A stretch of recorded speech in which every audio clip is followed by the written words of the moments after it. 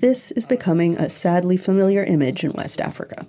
A group of military officers, unhappy over poor security and bad governance, imprison the country's leader, take over the airwaves, and declare themselves in charge. That's what happened in 2021 in Mali, later that year in Guinea, in 2022 in Burkina Faso, and last month in Niger.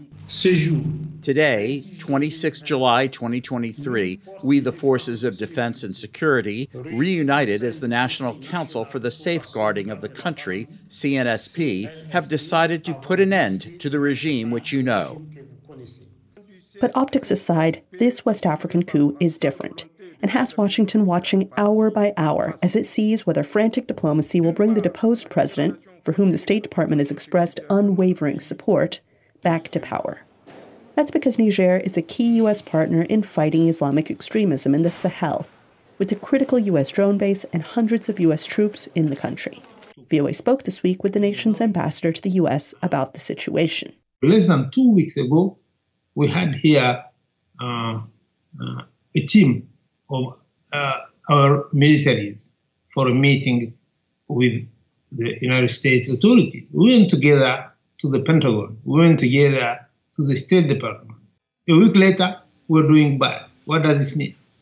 It doesn't make any sense at all. Analysts note that this fragile, resource-rich region is also in the crosshairs of other major powers, with Russian mercenary group Wagner increasing its foothold in neighboring countries. This is a proxy war, and there's been an ongoing proxy war in Africa for the last 3 to 4 to 5 years at least. It's sort of a new scramble for Africa. But here, the external forces are the United States, Russia, and China. And Russia likes to conquer, if you will, through the Wagner Group. China likes to use economic warfare called Belt Road Initiative. The State Department said they haven't seen proof that Russian mercenaries were involved, but said they will likely try to capitalize on the instability. I would not be surprised to see Wagner attempt to exploit this situation to their own advantage, as they've attempted to exploit other situations in Africa to their own advantage. And when I say to their own advantage, I mean to their own personal financial advantage, as well as their attempt to expand their influence on the continent. McFate says he doubts the putschists in Niamey will bend to pressure from Washington or the West.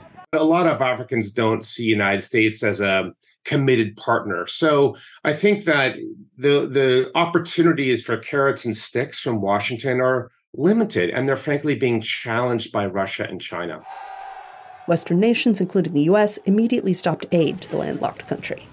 The ECOWAS regional body gave the coup leaders a Sunday deadline to reinstate the president, and have threatened force if they don't comply. Anita Powell, VOA News, Washington.